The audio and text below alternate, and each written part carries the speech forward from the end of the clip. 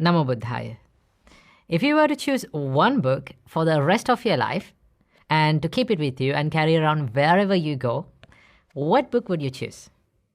Well, for me, it is this book. This book has literally changed my life in many ways. And whenever I feel down, whenever I feel stressed, I take out this book and read 2 or 3 pages and I find the answer for my problem. Well, if you ask, and this book is very famous that it is considered the handbook of Buddhists, right? Now, if you ask, what is the religious book of Christians? You can clearly say it is the Bible. What is the religious book of Muslims? You can clearly say it is Al-Quran. What is the religious book of Judaism? You can say it is Torah. What is the religious book of Hinduism? It is the Bhagavad Gita. Well, if you ask from a Buddhist, what is your religious book? Then they will say, oh, we don't have one book. We have an array of books. There are a lot of books when it comes to religious scriptures in Buddhism. But out of all these religious scriptures books, right, in Buddhism, this book is it is considered the handbook of all the Buddhists. So this book is none other than the Dhammapada itself, right? So Dhammapada has literally changed my life in many ways. So what is Dhammapada? Dhammapada is a set of verses that was preached by the Buddha himself. Now there are 423 verses in this collection and it is divided into 26 chapters, each explaining different kind of topics like happiness, like violence or loving kindness, or about the wise man, about the foolish, or about the Buddha, right? So it contains a lot of verses which explains about the life as well, right?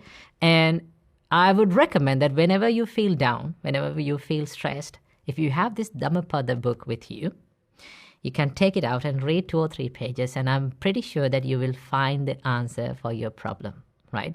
I have heard from a lot of my Hindu friends that they're using the Bhagavad Gita whenever they feel down, then whenever they feel stressed, they take this Bhagavad Gita and they read 2 or 3 pages and they find the answer for their problem.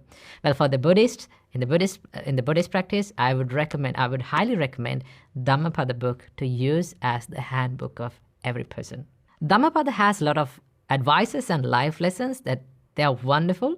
So let's take some time to read 2 or 3 verses and see how wonderful they are. In Dhammapada verse number 103, the Buddha says, though one may conquer 1,000 times 1,000 men in battle, yet he indeed is the noblest victor who conquers himself. So the Buddha says, no matter how much you conquer, no matter how much you battle in the battleground, the most difficult war is to conquer yourself, to win yourself. See how wonderful it is. In the next verse, the Buddha says, self-conquest is far better than the conquest of others. Not even a god, an angel, Mara or Brahma can turn into defeat the victory of such a person who is self-subdued and ever restrained in conduct. So the Dhammapada contains such kind of verses which gives you the inspiration or the motivation, the strength to build up yourself, to focus more into yourself. And also in Dhammapada verse 166, the Buddha says, let one not neglect one's own welfare for the sake of another, however great. Clearly understand one's own welfare, let one be intent upon the good. So the Buddha says, no matter what happened, first of all, you have to focus on yourself, your own welfare. If you made your own welfare, if you protect yourself, then only you can protect others and help others in the correct way, right? So it helps you to be more self-conscious, more self-focused, and to build up yourself.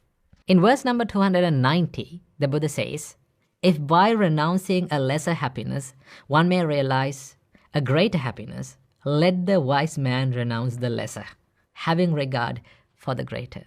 Now, I find this verse is so important and so inspiring, right? Because for me especially, when I'm living as a monk, sometimes I have found a little bit stressed out, like times where I feel down and stressed out. Right? Then I always think, okay, you're intending a greater happiness. You're going to achieve a greater happiness. Then you must be willing to let go of that lesser happinesses, cheaper happinesses, if you are focused on a greater happiness, right? In the same way, for the normal life, it's the same way, right? If someone is If someone is working towards a greater happiness or a greater goal in his life, then he or she has to let go of that cheaper happinesses, that daily cheaper happinesses that keeps that person away from achieving that greater happiness, right? So Dhammapada contains such valuable and inspiring life lessons, advices. So I invite all of you to take this book, buy this book, or maybe find this book and read it, right? So I will link down below all the links that you need to read this book. You may find some PDFs. You may find some online links that I will provide some online links that you can read. And also, if you are willing to buy the book, right, buy the hard book, I will link down some links for that you can buy the book online, right? So when it comes to Dhammapada, there are lots of translations. But the translations that I would recommend is, the first translation is by Venerable Acharya Buddha Rakkhita. Right? This translation is very good and very precise. It contains very high level of English, but it is very precise, right? And also, there's another translation that I would highly recommend. That is the translation from my teacher, Venerable Kiribati Goda Nyanananda Thero. In this book, you may find all the verses in the most simplest and easy to understand form, right?